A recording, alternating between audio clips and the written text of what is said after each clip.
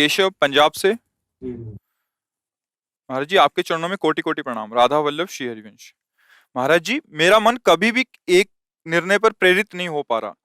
कभी लगता है सिर्फ भक्ति मार्ग पर चलूं, तो कभी लगता है मन संसारिक जीवन की तरफ प्रेरित करने लग जाता है, परंतु किसी भी एक निर्णय पर नहीं पहुंच पा रहा। महाराज जी इस परिस्थिति में मैं क्या करूं? मन का स्वरूप ही है ये।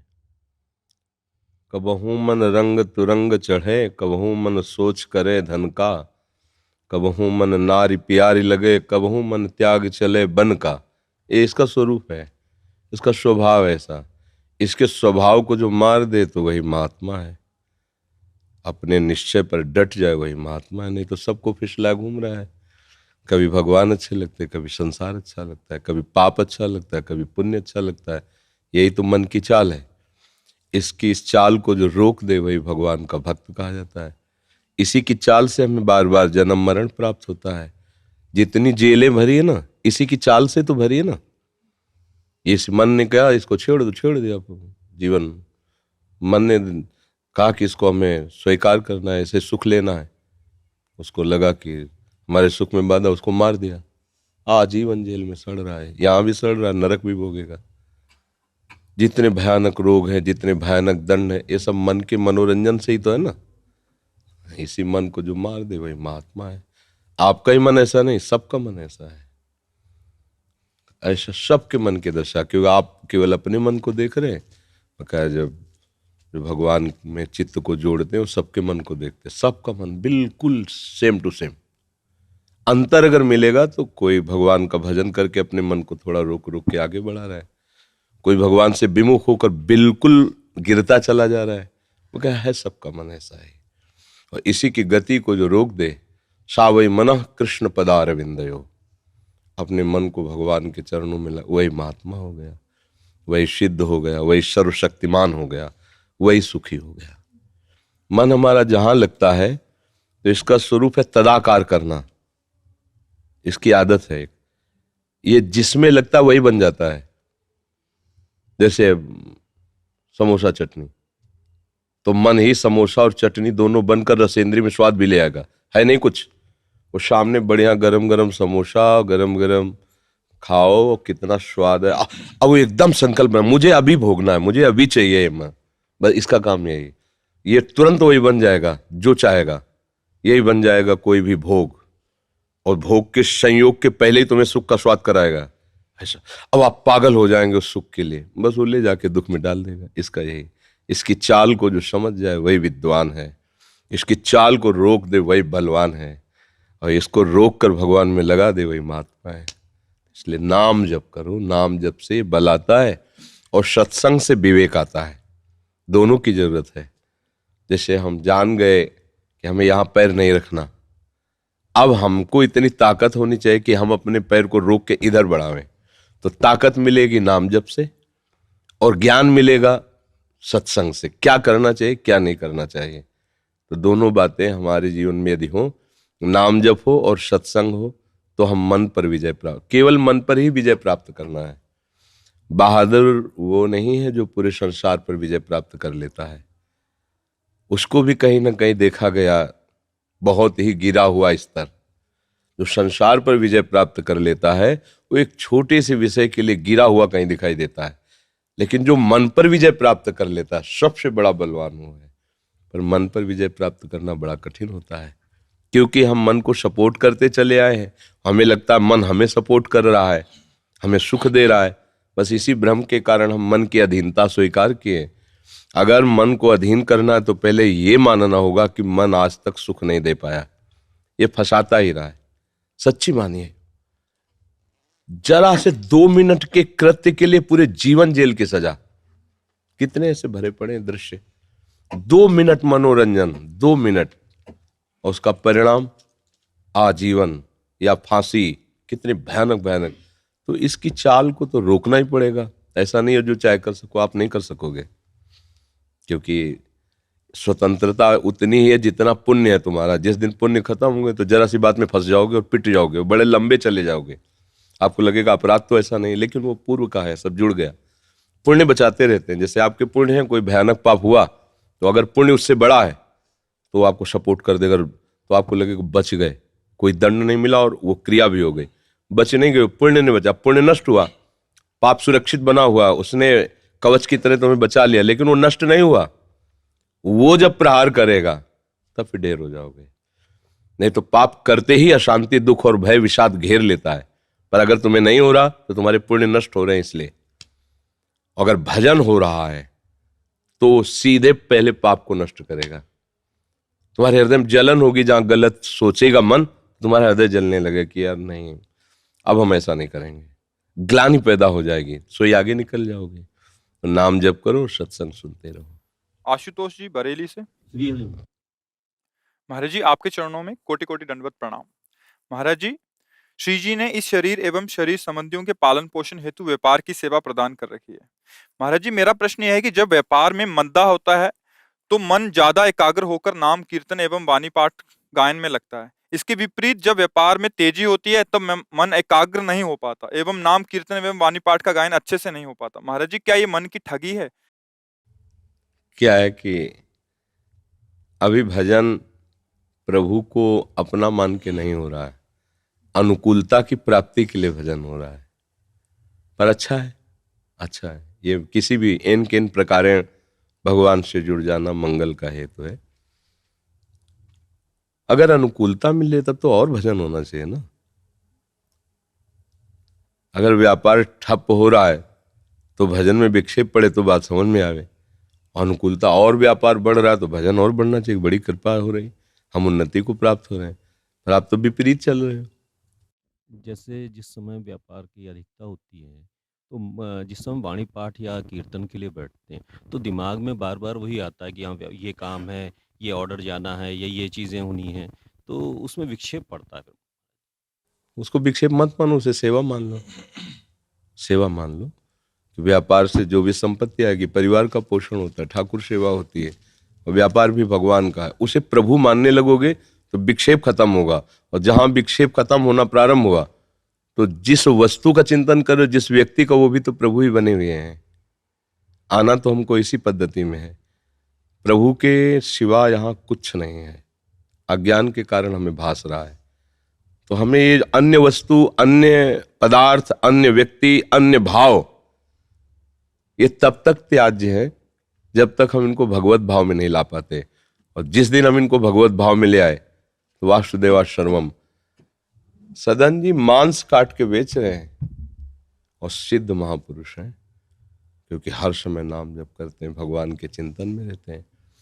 अगर आप बैठे हो, व्यापार का चिंतन हो रहा, तो मन को थोड़ा फुसलाओ कि अभी आधा घंटा बाद तो चलना ही है, पूरा दिन तो उसी में लगना है, थोड़ा नाम जप कर लो, फिर वहीं चलते हैं। और जब वहां बैठो तो पूरा दिन व्यापार तो करना ही, थोड़ा नाम का स्मरण करते रहो, उसको फुसला के नाम में लगाते रहो। जिस दिन मन को स्वाद मिल गया, भागना बंद कर देगा। अभी भागने दो, जहां भाग के जाए वहीं प्रभु को देखने की चेष्टा करो। जब सृष्टि नहीं थी तो ये वस्तु नहीं थी, जब सृष्टि नहीं रहेगी तो वस्तु नहीं रहेगी। अर्थात प्रभु में ही सृष्टि है, प्रभु ने ही प्रकट किया, प्रभु ही अपने में लय कर लेते हैं, ये भी प्रभु ही है। आपको मानना, मानने से सवाल हल हो जाएगा। हमें दिखाई नहीं दे रहा, हमें तो चद्दर दिखाई दे रहा, पर हम मानते हैं चद्दर के पहले प्रभु थे, चद्दर के बाद भी प्रभु रहेंगे, तो बीच में जो चद्दर है प्रभु ही है, ऐसा हम मान लेते हैं। मानने से सवाल हल हो जाए, मानी संख्या तो सवाल हल हो गया। तो आप ऐसे भाव से चलो तो विक्षेप नहीं पड़ेगा। नहीं तो मन है वो तो चिंतन कराएगा ही, जल्दी से कर लें, फिर इसके बाद ये कर लें, फिर ऐसा कर लें, उसका क्रम है ऐसा। अब कोई विरक्त महात्मा तो हो नहीं, तो जहां प्रवृत्ति में लगाया वहीं जाएगा, तो उसका भजन फल हो, इसके लिए जहां जहां जाए वहां प्रभु को मानने लगो, तो अभी बढ़िया बात बन जाएगी। बस केवल मानना है कि राधा वल्लभ लाल तुम भी इसी रूप में हो, ग्राहक के रूप में हो, वस्तु के रूप में हो, अर्थ के रूप में हो। मेरे प्यारे, तुम्हारे सिवा किसी की सत्ता नहीं। तो मन जहां जहां जाएगा वो सब भजन बन जाएगा, तो उसका परिणाम होगा भगवत प्राप्ति। ये रहस्य है, उसका परिणाम होगा भगवत प्राप्ति। बहुत बढ़िया व्यापार, तो बहुत बढ़िया। दुकान में बैठे, जब ग्राहक आया, भगवान का स्वरूप मान के पहले प्रणाम किया मन से, आए राधा वल्लभ लाल, और उचित लाभ पर उसको वस्तु दे दो। ज्यादा भागवतिक उपासक को मोल भाव वाला ज्यादा नहीं रखना चाहिए। 100 की चीज है, 25-50 बढ़ा के जो तुम्हारा सिस्टम है, एक बार बोल दिया कि इतने के है, इससे 5 पैसे कम नहीं, 5 पैसे ज्यादा नहीं, तो एक लगभग रखना है। ये जो जैसे होता ना कि हम तुमसे कसम से कहते हैं हम 150 का लाए पर तुम्हें 140 का दे, ऐसा कैसे हो सकता है? तुम झूठी कसम खा रहे हो, 150 का तुम लाए, 140 का हमें दे दोगे, तो तुम्हारा लाना और व्यापार करना किस काम में जाएगा? झूठ नहीं। कोई कह दे 100 का वहां मिलता, हाँ मिलता होगा, हम 150 का देंगे। बस व्यापार में सब कोई जानता है अपने लाभ के लिए व्यापार किया जाता है, बस साफ बात है। तो सत्य से जब चलोगे ना, अच्छा जो भी व्यापार, अच्छा माल होगा और एक रीति से चलोगे, बेईमानी नहीं, छल कपट नहीं, तौल नाप में धोखा नहीं, तो भले अर्थ कम आवे लेकिन आपका परिवार उज्जवल और भविष्य बहुत अच्छा होगा। और बेईमानी से कमाया हुआ धन आपके परिवार के ऊपर बहुत बड़ी हानि पैदा कर देगा, ये लोग समझते नहीं। इसलिए नाम जप करो, हर कार्य को भगवान का समझो, हर व्यक्ति में भगवत भावना करो। गाली दे रहा है, धक्का देकर बाहर निकाल दो, पर थे मेरे भगवान ही, ये बात पक्की माननी है। भीष्म जी तो भगवान को सामने देख रहे हैं और बाण मार रहे हैं कि नहीं मार रहे? अगर विपक्ष में हो, हमें खेल दिया है कि युद्ध करो, तो हम आपके बाण भी मारेंगे, क्योंकि आपके खिलाड़ी हैं, आपके साथी। ऐसे ही किया जाता है व्यापार, जो भी कार्य सब है। जहां हम प्रभु से कुछ अलग मान लेते हैं वहां हमें परेशानी आती है। जैसे अभी हम एकांत शांत होकर के प्रियाजू के चिंतन में बैठे हैं, कितना बड़ा सुख मिलेगा। शरीर स्वस्थ है, परेशानियां, फिर भी आपसे बात कर रहे हैं, क्या मतलब है? आप हमारे प्रियालाल के स्वरूप हैं, प्रियालाल के द्वारा भेजे हुए हैं, आपसे हम बात कर रहे हैं, आपको सुख मिलेगा, ये हमारी सेवा बन गई। तो हम एकांतिक भजन से भी श्रेष्ठ ये सेवा समझ रहे हैं कि हम भजन करके खुद आनंदित होते, लेकिन आप अगर 10 भजन में लग गए और आनंदित हो गए तो मेरा जीवन धारण करना सार्थक हो गया। तो आप व्यापार ऐसे ही कर रहे हो, आप जो भी कार्य कर रहे हो ऐसी भावना से करो, तभी आनंद आ जाएगा। दूसरे से सुख छीनना ये राक्षसी स्वभाव, दूसरों को सुख देना यही साधुता का स्वभाव है। हर जगह आप भजन कर सकते हो, हर क्रिया भजन है, क्योंकि सब मालिक की है ना। हम मालिक के भाव से अलग हट के जब हम मालिक बनते हैं, हम अपना व्यापार समझते हैं, तब हम फंस जाते हैं। और जब प्रभु का कार्य समझते हैं तो हम नहीं फंसते हैं। सबसे बात करते हैं, सबसे मिलते हैं, लेकिन किसी की याद नहीं आती, क्योंकि सब श्री जी के, अपना कोई नहीं, अपनी केवल श्री जी हैं। तो ऐसा नहीं कि तुम सब हटे तो हम एक एक का चिंतन, नहीं नहीं, बिल्कुल बिल्कुल आप हटे, गेट बंद, जहां है वहीं है। ऐसा आप भी कर सकते हैं। अब आपने अपने मन को इतना खुला छोड़ दिया इसलिए भागता है, ऐसा थोड़ी।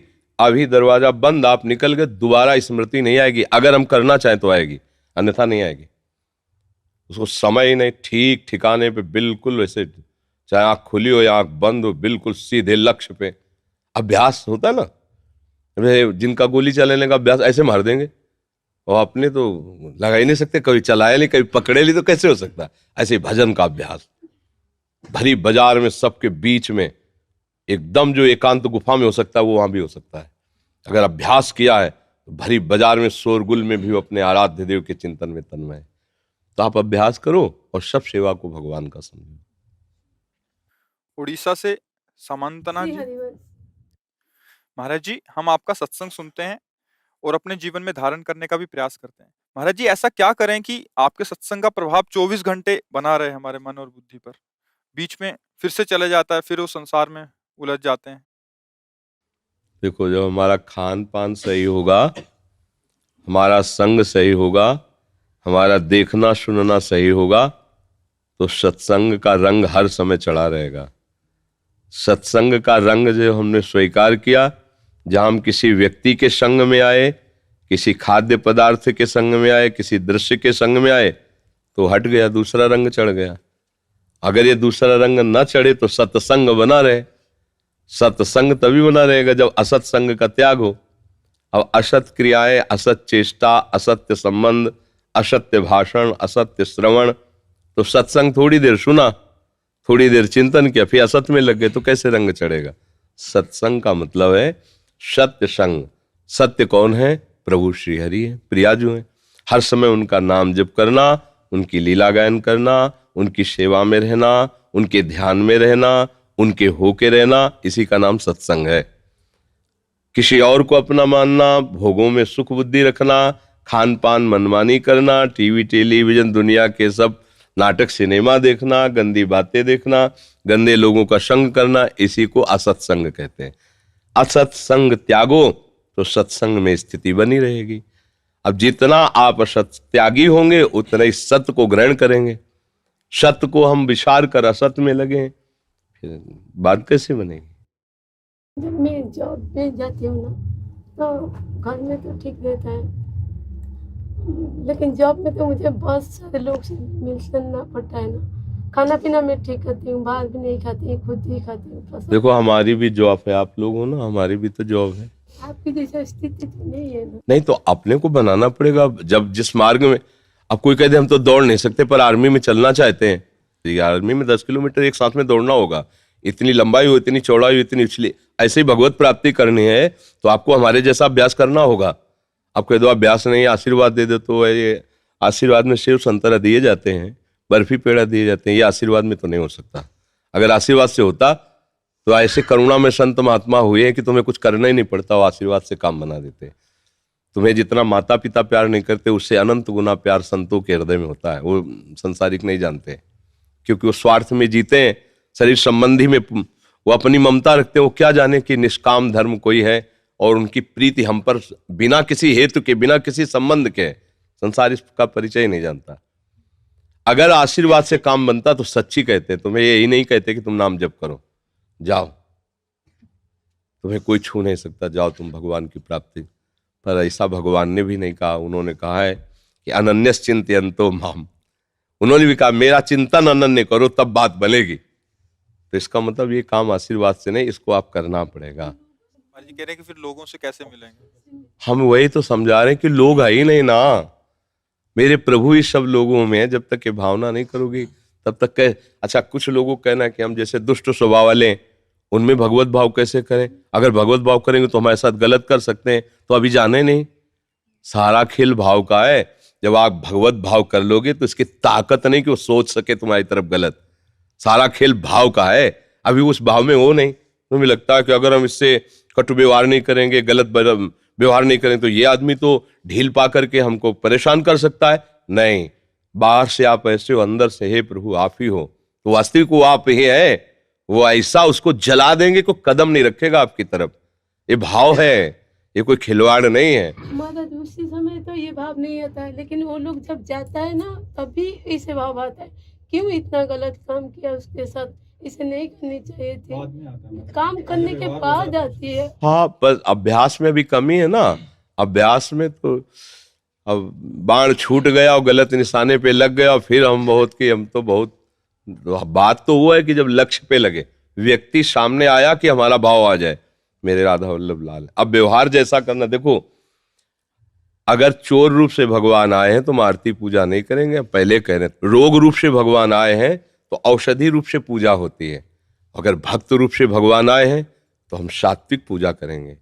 आए भगवान है, ये भाव यही रखना है, पर व्यवहार में छूट नहीं कि आओ भगवान तुम जैसा चाहते। अगर तुम हमें जरा भी दृष्टि बदली तुम्हारी, तो तुम्हारी ही हमारे अंदर शक्ति है, हम तुम्हारी शक्ति से तुम्हें परास्त करेंगे। अब कोई सांप आ रहा है, भगवान ऐसे करो काट लेगा, मर जाओगे। दूर से दर्शन करो, व्यवहार नहीं करना उससे, वो सांप है, व्यवहार नहीं करना। व्यवहार आग है, कहते भगवान तो जल जाओगे, फफूला कि अग्नि में भी भगवान देखो जला दिया। दूर से दर्शन करो, अग्नि का व्यवहार जितना जहां करना है वैसे ही करो। व्यवहार में वैसे ही करना है जैसे करना है, समदर्शिना समवर्तिना नहीं। अगर कोई ऑफिसर है अपने नीचे वालों को सेवा करानी तो डांट लगाएगा, पर अंदर से भाव रखे प्रभु ये, कोई परेशानी नहीं। अब ये छोटी मोटी स्थिति तो है नहीं। भगवान श्री मुख से कहते हैं ऐसा जो जान गया सम आत्मा सुदुर्लभा, तब सुदुर्लभ पद के लिए अभ्यास तो करना ही होगा। अगर आप अभ्यास करोगे भगवान सहयोग करेंगे।